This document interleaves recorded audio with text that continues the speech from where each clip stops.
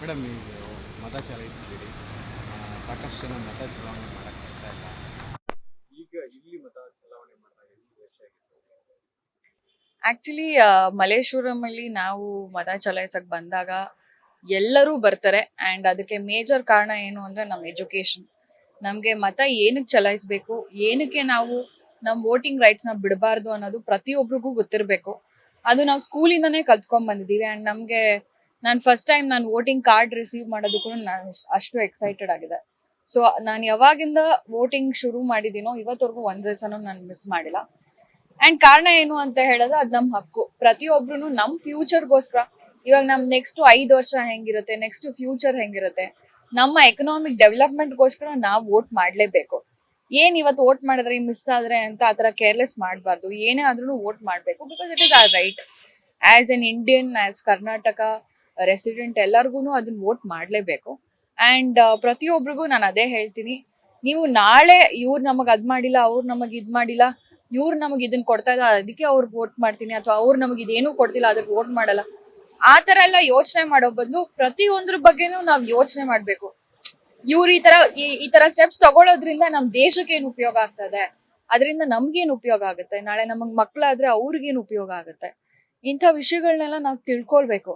ಸುಮ್ನೆ ಏನೋ ಫ್ರೀ ಆಗಿ ಕೊಡ್ತಾ ಇದಾರೆ ಅಂತ ಅದ್ ಎಷ್ಟ್ ದಿವಸ ಇರೋದು ನಮ್ಮ ಹತ್ರ. ಇವಾಗ ನನ್ಗೆ ಯಾರೋ ಒಬ್ರು 10 ಲಕ್ಷ ಕೊಡ್ತಾರೆ ಅನ್ಕೊಳ್ಳಿ, ನಾನು ಎಷ್ಟ್ ದಿವಸ ಇಟ್ಕೋಬಹುದು? ನಂಗೆ ಅದನ್ನ ಉಪಯೋಗ್ಸಕ್ ತಲೆನೇ ಇಲ್ಲ ಅಂತ ಹೇಳಿದ್ರೆ ನಾನು ಫ್ರೀಯಾಗಿ ಮನೇಲಿ ಕೂತ್ಕೊಂಡು, ನಾವ್ ಹಂಗೆಲ್ಲ ಇಲ್ಲ. ನಮ್ಗೆ ದಿನಾಗ್ಲೂ ಕೆಲ್ಸ ಮಾಡ್ಬೇಕು. ನಾವು ಅದನ್ನ ನಾವು ಕೆಲ್ಸ ಮಾಡಿ ನಾವು ದುಡ್ದು ನಾವು ತಿನ್ನೋದೇ ಆಕ್ಚುಲಿ ನಮ್ಗೆ ಅರ್ಗದು ಜಾಸ್ತಿ. ಫ್ರೀ ಆಗಿ ಬರೋದ್ ಯಾವ್ದೂನು ಉಪಯೋಗಕ್ಕಿಲ್ಲ. And I feel no matter ಯಾವ ಪಾರ್ಟಿ ಅವರು ಏನ್ ನಿಮಗ್ ಕೊಡ್ತಾ ಇದಾರೋ, ನೀವು ಯೋಚನೆ ಮಾಡಿ ಅದ್ರ ಬಗ್ಗೆ ತಿಳ್ಕೊಂಡ್ಬಿಟ್ಟು ಇದ್ ಮಾಡಿ. ಯಾವ್ದೋ 10 ವರ್ಷದಿಂದ 20 ವರ್ಷದಿಂದ 100 ವರ್ಷದಿಂದ ಇದಾಗಿತ್ತು ಅನ್ನೋದಕ್ಕೆ ಇವತ್ತು ಅದು ಇಲ್ವೇ ಇಲ್ಲ. ಸೊ ಯು ಹ್ಯಾವ್ ಟು ಯೋಚನೆ ಮಾಡಿ ಅವ್ರ ಬಗ್ಗೆ. ಏನ್ ಮಾಡ್ತಾ ಇದಾರೆ, ದೇಶಕ್ಕೆ ಅಭಿವೃದ್ಧಿಗಾಗಿ ಏನ್ ಮಾಡ್ತಾ ಇದಾರೆ ಅದನ್ನ ನೋಡ್ಕೊಂಡು ನಾವು ವೋಟ್ ಮಾಡ್ಬೇಕು. And voting is a right. And ಎಲ್ಲರೂ ವೋಟ್ ಮಾಡಿ. ವೋಟ್ ಮಾಡೋದ್ರಿಂದ ನಮ್ ದೇಶ ಚೆನ್ನಾಗಿರುತ್ತೆ ಅಂತ ನಾನು ಮೇಡಮ್, ಸಾಕಷ್ಟು ಬೂತ್ಗಳಲ್ಲಿ ಕೇವಲ ವೃದ್ಧರು ಜಾಸ್ತಿ ಕಂಡು ಬರ್ತಾ ಇದ್ದಾರೆ. ಯುವಕರು ಎಲ್ಲೊಂದ್ ಕಡೆ ಮತ ಚಲಾವಣೆಯಲ್ಲಿ ಹಿಂದುಳಿತಾ ಇದ್ದಾರೆ. ಸೊ ಅಂತವ್ರಿಗೆ ಯುವಕರು ಆಕ್ಚುಲಿ ಅದನ್ನೇ ಹೇಳ್ತಾ ಇರೋದು. ಯುವಕರು ಯೋಚನೆ ಮಾಡ್ತಿಲ್ಲ. ಇವಾಗ ಏನ್ ಹೇಳ್ತಾ ಇದಾರೆ, ರೋಡಲ್ಲಿ ಹೋಗ್ತಾ ಬೇರೆ ಯಾರೋ ನ್ಯೂಸ್ ಬಗ್ಗೆ ಮಾತಾಡ್ತಾ ಇದ್ದಾರೆ, ಅದ್ರ ಬಗ್ಗೆ ಮಾತಾಡ್ತಾರೆ ಹೊರತಾಗೆ.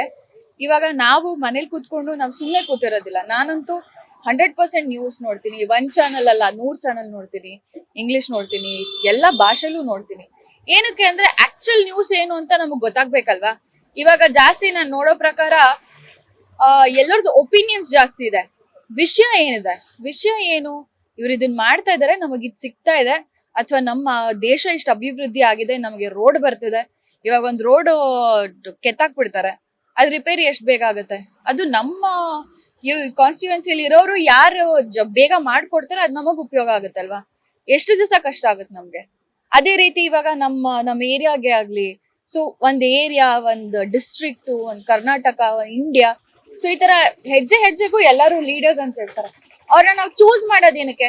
ಇವ್ರು ಇರ್ಲಿ ನಮ್ಮನ್ನ ನೋಡ್ಕೊಳ್ಳೋದಕ್ಕೆ ಅಂತ. ನಾವ್ ನೋಡ್ದಿರೋದನ್ನ ಅವ್ರು ನೋಡ್ತಾ ಇರ್ತಾರೆ. ಸೊ ನೀವು ಯೋಚನೆ ಮಾಡಿ ಕರೆಕ್ಟ್ ಆಗಿರೋರ್ನ ಚೂಸ್ ಮಾಡಿದ್ರೆ ನಾಳೆ ನಮ್ಗೆ ಉಪಯೋಗ ಆಗೋದು. ಸರಿ, ಇನ್ನೊಂದ್ 10 ವರ್ಷ ಆದ್ಮೇಲೆ ನಾನ್ ಬದುಕಿರಲ್ಲ ಅನ್ಕೊಳ್ಳಿ, ನನ್ ಮಕ್ಳಿಗೆ ಉಪಯೋಗ ಆಗುತ್ತಲ್ವ. ಸೊ ತರ ಫ್ಯೂಚರ್ಗೋಸ್ಕರ ಯೋಚನೆ ಮಾಡಿ. 5 ವರ್ಷ ಅವ್ರು ಇರ್ತಾರೆ ಅಂದ್ರೆ 5 ವರ್ಷದಲ್ಲಿ ಎಷ್ಟು ಸ್ಟ್ರಾಂಗ್ ಆಗಿದ್ದಾರೆ ಅವರು, ಎಷ್ಟು ಎಜುಕೇಟೆಡ್ ಆಗಿದ್ದಾರೆ. ಸುಮ್ನೆ ಓದಿಲ್ಲ ಬರ್ದಿಲ್ಲ ಏನೂ ಇಲ್ಲ ಲೀಡರ್ಸ್ ಆಗ್ಬಿಟ್ಟಿದ್ದಾರೆ ಅಂದ್ರೆ ಅದನ್ನು ಉಪಯೋಗಕ್ಕೆ ಬರ್ತಿತ್ತು. ಬಟ್ ಆ ಕಾಲ ಇವಾಗ ಅಲ್ವಲ್ಲ. ಇವಾಗ ನಮ್ಮ ಎಜುಕೇಶನ್ ಸಿಸ್ಟಮ್ ಎಷ್ಟೊಂದು ಚೇಂಜ್ ಆಗ್ಬಿಟ್ಟಿದೆ. ನಾವೇನೇನ್ ಓದಿಲ್ವೋ ಇವಾಗ LKG ಮಕ್ಳಿಗೆ ಹೇಳ್ಕೊಡ್ತಾ ಇದಾರೆ. ನಾವ್ LKG ಬುದ್ಧಿನೇ ಇರ್ಲಿಲ್ಲ. ಸೊ ಆತರ ಆದಾಗ ನಮ್ ಯುವಕರು ಅವ್ರು ಎಜುಕೇಟ್ ಮಾಡ್ಕೋಬೇಕು. ಅಂಡ್ ಇವಾಗ ಯಾರುನು as for S I C, ಬಸ್ಸಲ್ಲಿ ಹೋಗೋ ಹುಡುಗಿರುನೇ ಹೇಳ್ತಾ ಇದಾರೆ, ನಮ್ಗೆ ಇಷ್ಟ ಕಷ್ಟ ಆಗ್ತಿದೆ, ಪ್ಲೀಸ್ ಅರ್ಥ ಮಾಡ್ಕೊಳ್ಳಿ ಅಂತ. ನೀವು ಕೊಡ್ತಿರೋದ್ರಲ್ಲಿ ಎಲ್ಲರಿಗೂ ಉಪಯೋಗ ಆಗ್ಬೇಕು, ಯಾರಿಗೂ ನಷ್ಟ ಆಗ್ಬಾರ್ದು. That is more important. Thank you.